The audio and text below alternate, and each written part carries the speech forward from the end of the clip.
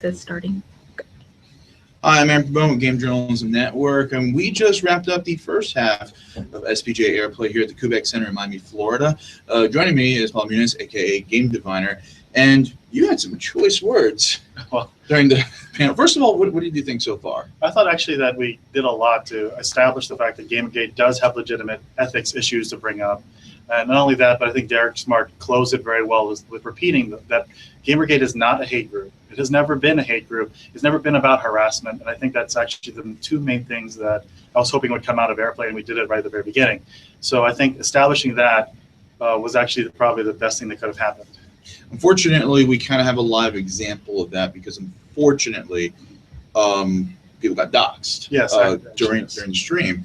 And, of course, some people are saying, why is Gamergate, doxing people like this left and right? Why would we dox ourselves? That's the first thing. The people they doxed were Alam, one of the pro Gamergate speakers. Another one was doxed was Gretzky himself, I think. I believe Gretzky was also doxed. So there was quite a number of people who actually during the conference was tweeting me and to let Gretzky know from Gamergate to let Gretzky know this is happening. They got to fix it. I actually tweeted John.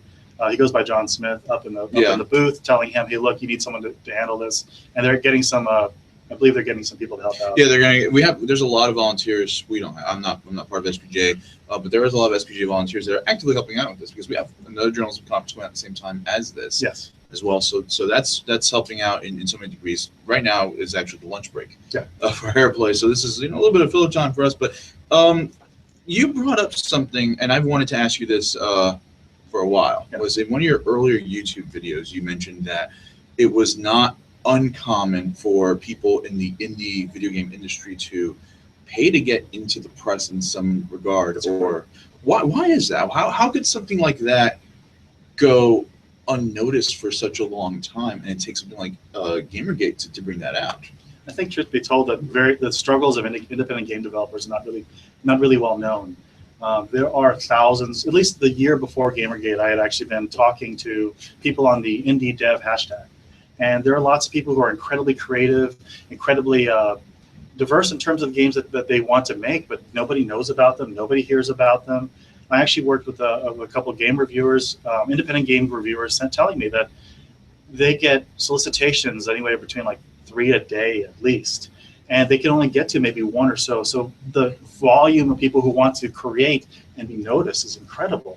So in terms of like desperation, there's simply supply and demand. There's so much supply, there's so very few outlets that can get there, that putting a price tag on it isn't necessarily just economically feasible. Put $50 maybe to $100 in terms of getting yourself reviewed, and doesn't even guarantee a good review either. See, what comes to mind is not to do this with a journalism outfit, but for there to be a separate website altogether that isn't journalism related to do this. That to me would make sense. In terms of what? Because to do this in a video game journalism website, it's very unethical sounding. It really is, to pay to get your way into the press instead of just getting notes. And some people in the indie development community, I'm not sure of this, I'm not an indie developer, but they have to build their own fan base, they have to build their own following, and from there they can capitalize on that in some degree. And I think really for the most part, like what I was most offended by when Gamergate first started was that it was promised by the press that if you work for free at GDC, if you are one of those associates, so that maybe a gaming press person will notice you network, and you network that way, or somehow get the attention of the gaming press, that they would be the ones who would actually be the persons to help market your stuff. So in a way, they acted like a gatekeeper, kind of elite people, and saying that if you play the game, we'll notice you because your games are good. But as we found out later, it's more about helping friends. Let's go. Let's jump back to AirPlay. Obviously, there's been a lot of important strides made today, and we're not even done yet. We still have the other half. But what do you expect to see at the end of the day? At least I hope at the very end of the day, for the people who are attending, just know that we're not faceless.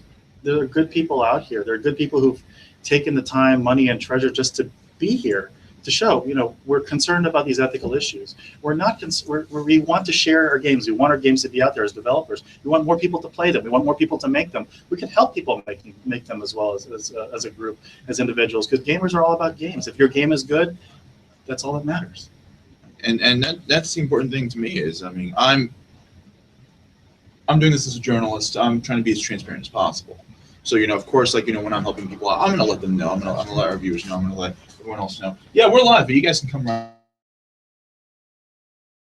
right in. I mean, Sure, I can sit it. all right. So, but yeah, it's all about us at the end of the day. Let's see if we can like scoot around and sure. Why don't you sit here, Or Oliver? do you want me to? Oh, yeah, you want to switch out? Yeah. There you go. All right, musical chairs. Musical chairs. Side And All then right, I need you to scoot in a little bit there, we're really long. and So, and I can see everyone. We're a little out of focus now because of all the movement, it's, but that's okay. Get shit done. Hello, gamers. So, Oliver Let's Campbell, discuss- you made it to Splash Mountain. Yes, I made it to Splash Mountain. The kids got on they got on Splash Mountain. They got the ears. They got the balloon. They got hooked up today. I'm so excited about how that first half went. You know, and that's something that a lot of people were concerned about was like, how is this going to go? A lot of people, you know, in the pro side of Gamergate were very, you know, in the middle. Like, this could go either way. Mm-hmm. And a lot of people were kind of bracing for the worst, especially since, you know, Gamergate's had this stigma for the past year, give or take. Mhm. And overall, personally, what do you think? I am so glad to be disappointed that it didn't go wrong. If there's any time to be disappointed in your life, this is a good disappointment. Oh, it's going to be horrible. It's going to be a crap fest, all that. No, it did not go that way. I'm so glad that we were wrong about that. At least I think that public perception is going to be really good. I think that journalists are obviously going to be paying attention. You know, again, the SPJ, you've got the future president of the SPJ saying, Right. yeah, they've got valid points here. And just from that alone means that everything we've been talking about for the past year, this is the vindication I think that many people were looking for, and they just got it. And it's still not over yet. I mean, Yeah, after no. this, we're still going to be having these discussions. We're going to be pushing for change in some degree. I mean, I made it very clear on our just tweeting from here. You know, I've been, as I mentioned to Paul earlier, I've been trying to keep my channel as ethically open as possible. A lot of people who aren't even with major reputable gaming sites or anything like that, they're doing that. And it's even to the point where I'm even saying, like, you know, yeah, I'm going to be ethically sound as possible, but hell, I'm adapting the SPJ's code of ethics, which I should have done at the beginning, but it's still a big thing. We actually have a flyer that they've been giving out to everybody right here, the code of ethics, as you can see. But we're not done with this yet. We're not done with this yet. This is still ongoing. How do you think the second half is going to go? Well, I think it's going to be super interesting with you're going to have Milo, Kathy Young, and Christina Off-Summers on that second panel, just kind of discussing how to report on similar things in the future, or future events like Gamergate in the online space. And I think they're going to have a lot to say on that topic, particularly with Christina. I mean, I saw a couple of videos and interviews that she did just within, I think, the past couple of weeks. Just discussing Gamergate and pointing out the tenacity that they have and the strength of actually tackling these issues and looking at this, especially with combined with that and the Brad Glasgow article just out of Game Politics. You know, with the piece that he put out, he proved that you can cover these types of things on the internet. It's just going to take people doing something new for a change. They're going to have to change how they're used to reporting things. Just like with technology, and we all have to kind of adapt and catch up. Reporting is going to have to catch up with how people are communicating, and they're going to have to be willing to go into the spaces where people are having conversations, even if they're not familiar with them. They're going to have to learn how to navigate those spaces. If you want the story, that's what you have to do. Or in some cases, even bring in people who are very familiar with that kind of areas, because journalists will even hire advisors who are familiar with that area, or they have people who specifically are knowledgeable in that aspect who can give them that information, which is something I'm surprised hasn't been done yet. I mean, you have internet cultural critics working with people like CNN or MSNBC, but even then, they're just only at the surface level. They're not really, not the deep web per se, but like, deep into the internet, kind of like we are, understanding like, image boards, Chan boards, Reddit boards, Vote now is replacing Reddit to some degree, depending on how you look at that. But as I was mentioning also to Ginvan earlier, it's still been a challenge today. Unfortunately, the only unfortunate thing to happen, which is also a good thing, but the unfortunate thing that happened was some people on the panel got doxxed. And, first of all, John Smith, I mean, not your Unsung fault. hero here, ladies and gentlemen. Unsung hero. You and the rest of the SPJ staff have been doing a good job in trying to prevent that from happening. At the same time, you guys are working all the tech. You guys are doing everything you can. Obviously, there's going to be new measures. We're not going to say what they are, obviously for safety reasons, but this challenge, since you got brought on board to help out assisted AirPlay, especially on the Pro Gamergate side and whatnot, overall, what do you think? How do you think of everything that's been going on right now? It's very interesting to be going through such a struggle, trying to these past few months, wondering, oh, well, is this a step where it's going to go wrong, or oh, we've hit a snag here. How are we going to work past that? Or oh, well, look at all these post credits he's making, or oh shit, guys, we don't have a capture card to actually film it. Yesterday we didn't even think we were going to be able to connect the cameras. There might not have even been a stream of this, just to let you know, like how crazy and last minute some of the tech has been. We're on stream equipment as well. We thought we had to set up. We had to buy a webcam at Walmart at 6 o'clock in the morning. I think I own that very same webcam, to be honest. But it's working. And do you know how to make it focus? Because I don't. It autofocuses. Do you know? But it auto unfocuses. It unfocuses. Which is it's good at that. Thank you, Logitech. Hint, hint. But anyway, I mean, their higher end stuff is They're really good. yeah. I like use their really expensive high end headsets and webcams, and those are. I'm at the point where I'm gonna have to open up a Patreon account to get better equipment. Not yet. I won't shill just yet. Give me like 2 more years. The guy who shouted "shill" in the audience. That was you. All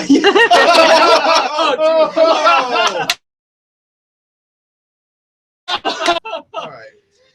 I thought I was a comedian. No, I started laughing my ass off. Seb was really good too. Yeah, I know.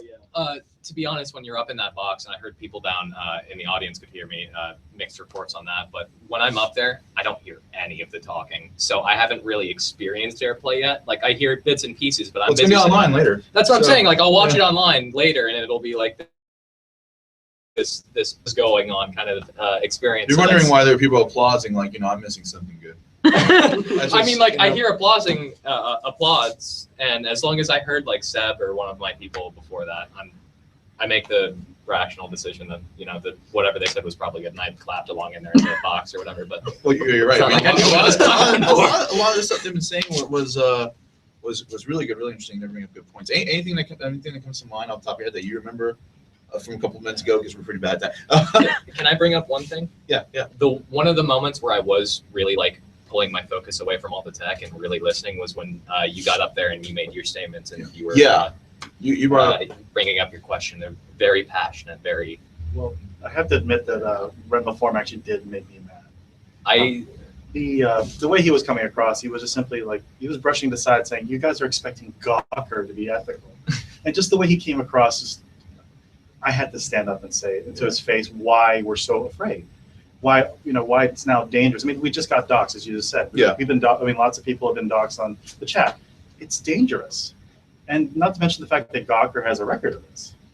So I mean I had to say it to his face because I did not want him to mock a year of a struggle of an underdog such as us to come to this and to say, you guys just expect Gawker to be ethical. especially on your end because you have family. Yeah. I mean, No. I'm not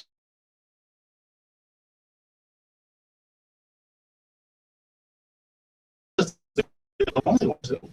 What do you do in that situation? Like I don't know what that's like. I hope never go through that. There's a good Clench your chance jaw and take it. it's going to happen to me one day. And I mean, you take it for what it's worth. In some cases, I'm the kind of person who would say candidly, webs.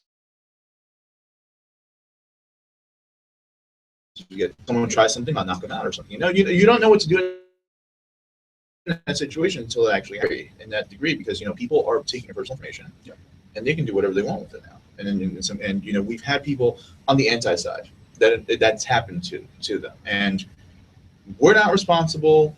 We don't know who the people who are doing that. It sucks that it happened, but the only thing you can do in that situation is, like you said, clench your jaw, and it gets worse. But a lot of good points you brought up. Let's finish business. But let's go back to why we're here on that. I forgot who brought it up. It was the whole thing of if you are co-owner or something, or if you have ownership on something, you should not report on it. That's common sense if you're a journalist.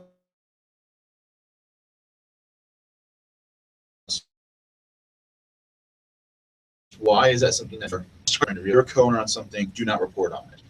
Why is it that we have video game journalists who are not concept?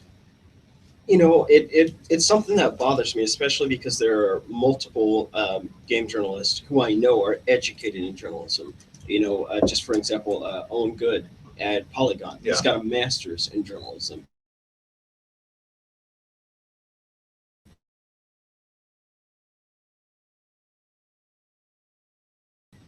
This should be obvious. He should be I'm talking graduates and whatnot. It's just, and there is unfortunately that stigma that it's because game journalism, you can kind of be fluid and loose with it. We're kind of learning, no, you can't. No. Like we've just been seeing in the past year, even all the way back to Doritos Gate. I think I actually have an answer to your question here. I said why they're just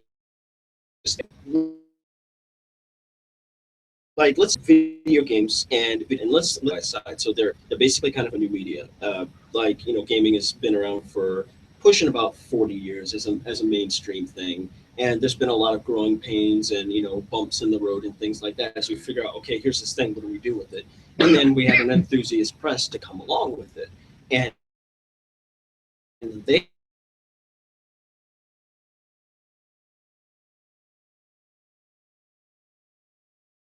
now with information about doing it. Sometimes now we have college degrees tied into video game design and things like that. But then we've also had we had no one actually doing the reporting in the same formal fashion, right?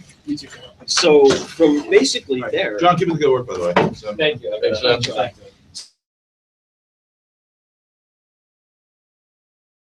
So something to learn as they go too. I think that might actually be the case here. And so as the game industry has gotten so big, it's kind of a talking point at this point that video games are now just pure gross revenue wise worth more than film at this point.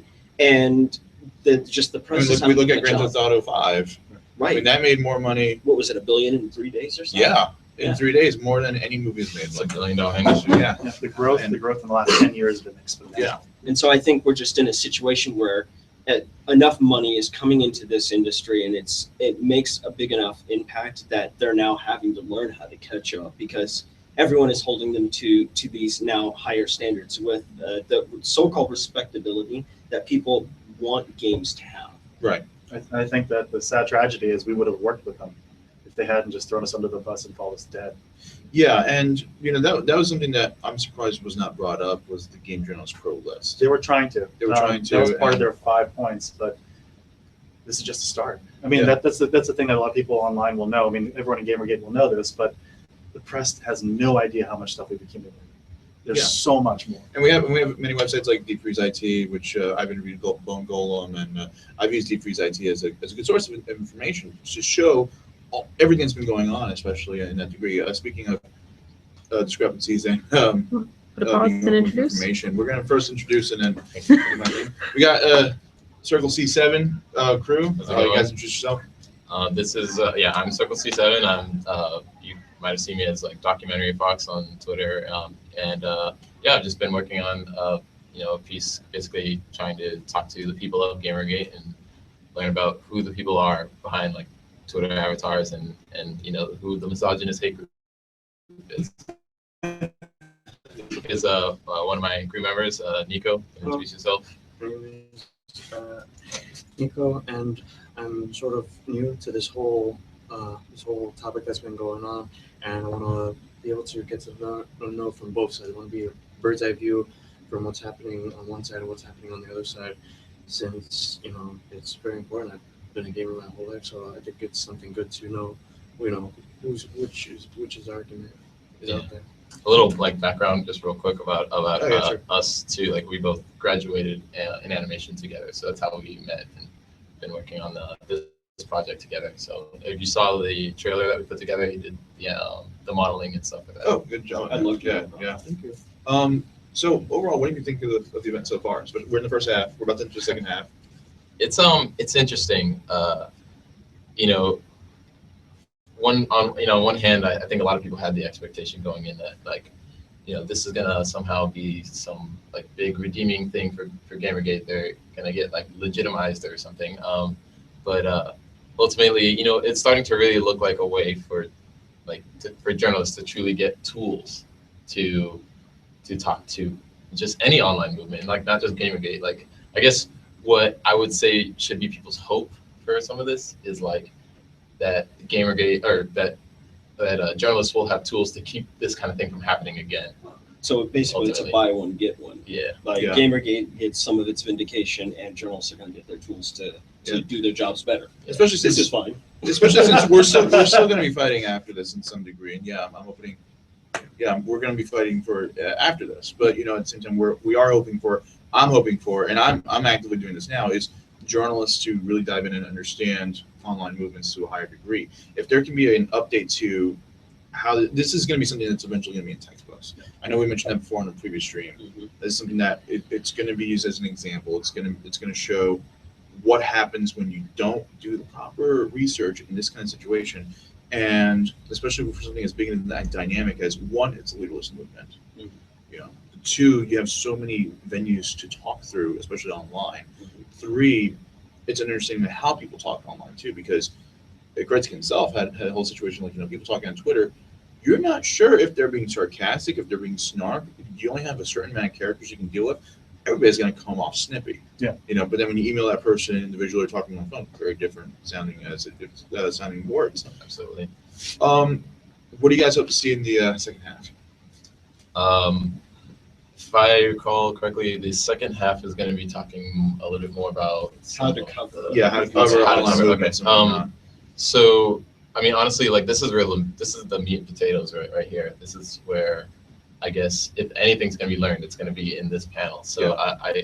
I'm hoping that the panelists are able to really make their words count to allow for more time to talk about everything that there's so much stuff that, this is a year's worth of stuff that people have to talk, and you've got to do it in like, a short amount of time. So what I'm hoping is that the panelists are really able to kind of focus a little bit more on what they want to say, be clear and concise, so that we can just get to all of this stuff, Anything you guys want to add before we end the stream? Because we're actually at the point where we're actually going to shut down the stream. We're going to get back and get ready for things and everything. So. Well, I'm hoping that we're going to see a lot more funny, since obviously Milo's going to be up there. He's kind of he's the king court jester, so I think that's going to be fun. It's going to be fabulous. I hope that we don't have any more incidents like we had go down. Well, hopefully not. I mean, it's kind of hard to predict in these situations. Right. There's nothing we can do about it, you but cross your fingers and knock on wood, all that Yeah. stuff. Yeah. I would hope that there's more audience participation.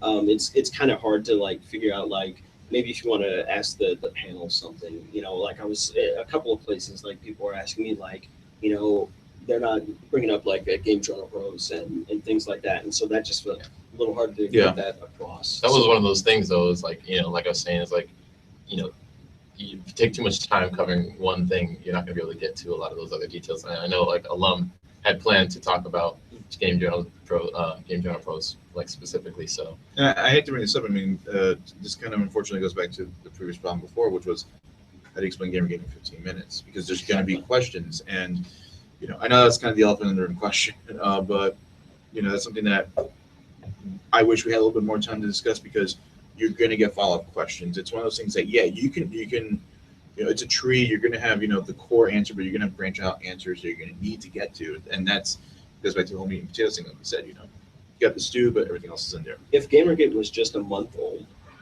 at this point, it would be much easier to have the conversation as we're having right now. But now we've got a year's worth of depth, and that's what's making it difficult. From back here, no one can see me, but for me, the problem wasn't that we didn't get enough time to define what Gamergate was. It was we spent too much time on the first example trying to get our legs on how the conversation was going to go. Right. Yeah. If they had started with a different example, I think it would have gone much easier. But that was a very vague and long-winded example, and they were trying so hard to pinpoint it. I think we spent 20 minutes just trying to understand what the first example was in terms of ethics. And once we got going, it was great, but it took nearly an hour to get past that. Yeah. just a little background stuff.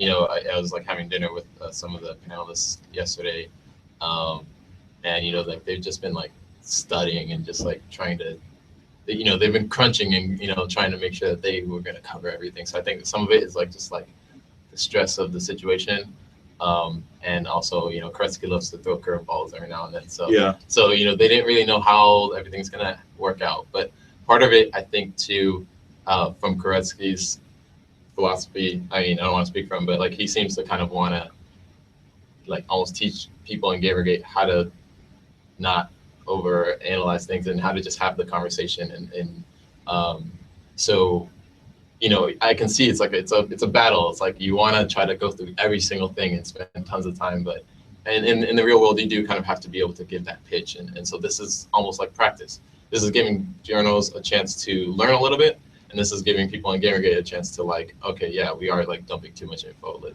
how do we make this shorter? How do we make this more concise? To go back on that real quick, I just want to say that Kretzky, to an extent, is a teacher. He worked with FAU college, and there's journalism conventions for college students that he, for years, did panels on. I don't know if he's still doing. Yeah. But He does. I studied journalism in college, and I went to his panels. So he has ingrained in him a teacher, and so that's something. When you are a teacher, you can't turn it off. Teaching. Yeah. And in full disclosure, I've met Kretzky previously in the past. I've sat in on his panels. I've talked to him before on multiple occasions before AirPlay, and even during AirPlay. I've also been helping on John Smith, like on just like what can we do here, what can we do there, and whatnot. I talked to you guys on Streams Online. You've been on the Gamergate meetup in Miami Twitter, so like we've briefly been communicating through that somewhat. But yeah, that full disclosure, had to do that. So and also Christina Scott is my EP. Is also my girlfriend. Hi. So, yeah. I'm not going to run around to the other Conflicts side of of it. interest. It's a conflict if we're on the same side. All right. So last thing before we wrap the stream is so far the panelists have been pro and neutral to some degree, and we've even had people who are specifically journalists who have an understanding when it comes to the ethics policies in play. What would have happened if we had an anti on the stage? What do you think would have happened? Because that's something that a lot of people were Gamergate on the pro side. We were kind of hoping for an anti because we wanted that debate, but at the same time we kind of had a sigh of relief because okay, less of that BS priority because of that BS narrative, and more of that. Well, here's where we can get to what we need to talk about. What would have happened if we had an anti on board? The closest was Ren. Yeah, at the most probably. And but you saw what happened to him, and we'll do it again. Okay. What are you saying? Just God, speak, let's just speak truth. That's all that Yeah. matters. Who's gonna Jimmy out I mean- for the guy? God. At the end of the day, if you disagree with somebody, like it breeds growth. Like someone's gonna grow out of the situation. Right. So, like that's the whole reason why you want somebody there to be against you. You need somebody to challenge your ideas. Like there's not like Gamergate isn't full of like perfect people. You need somebody to challenge like every. Like you need somebody to challenge some parts of Gamergate. That way Basically, people you can have to grow. take your principles and they need to be put to the test Exactly. to see if they're actually going to stand up to challengers and things like that. Like that's a part of it. In my opinion, with the ethics debate, there was no question whatsoever. In the second half, we're going to have a lot of things that we can learn from. Yeah. So I think Ren letting us know how we could have been better, how we can make it easier for journalists to find this information is something we can learn as a group. So to his credit, yeah, but if he wanted to shut it down like that, like a lot of antis would probably want to do, oh, why were you expecting Gawker to be ethical? Don't let him have that. Yeah, I think after you said what you said, it started to move in a. it resonated a little bit. and Yeah, it did, he took it a little more seriously and was like, Well- okay, accepting this fact, moving forward. Right. It is always like annoying, like when some people like to think, oh, like that's something silly, like why do you even care? It's like people care about the things that they care about. You And we're willing to can't, put our you can't lives judge them in based off of the thing that they care about. But the part of growing is to figure out how you can properly communicate with others. So like And I'm glad he got his act together after that. yeah. But the thing is like 100%. when we do bring up Gawker, it was unfortunately a key example because we look at everything that's been going on, but especially when we look back at Kotak and we look back at Patricia Hernandez, and that was a key example that was being used heavily was Patricia Hernandez calling out Temkin for supposedly raping someone. It was an allegation, but there was this misleading bias with this story. There was this misleading narrative, and every time they talk about it, they want to keep on bringing that back, despite the fact there is no proof. Right. You know, and unfortunately, with internet culture, guilty until proven innocent. I mean, It brings clicks. you know, it does. And you know, I'm someone who has unfortunately had to work with websites who needed to do clickbait narratives because that's how they're getting income. That's how they're getting their generated thing. And to the point where I had to say, you know, I sat down, set up the job, and I'm like, yeah, no, I can't do this. I can't work with you with what you're doing. And that's something that's been upsetting me the most. Is I'm a journalist. I've had to work for myself. I had to freelance for myself, and then you have these people. And yes, this is my own personal opinion. I'm not. This is not the news part of it. This is me Disclaimer. kind of- disclaimer. This Yeah. is editorial. This editorial right here slash. That was and extremely this- hard to do, wasn't it? No, it's not. No, it's not. And you know, that upsets me. That upsets me. And thank you for bringing that. That does upset me because I'm someone who's been a freelancer, who's been working at his job for a long time, who's been trying to not make a name for himself per se, but just trying to get a stable job going as a journalist. And you have all these people who are working in an industry that I love who aren't even doing the job properly.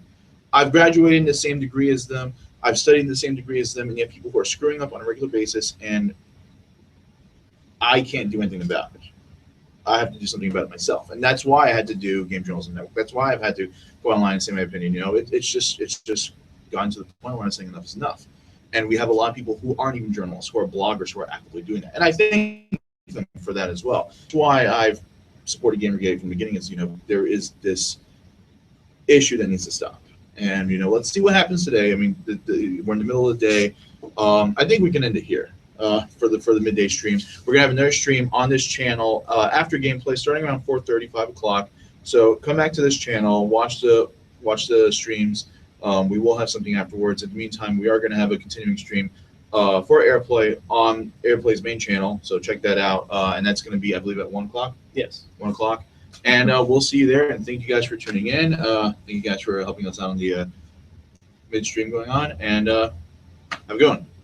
Have fun storming the castle. Think it'll work?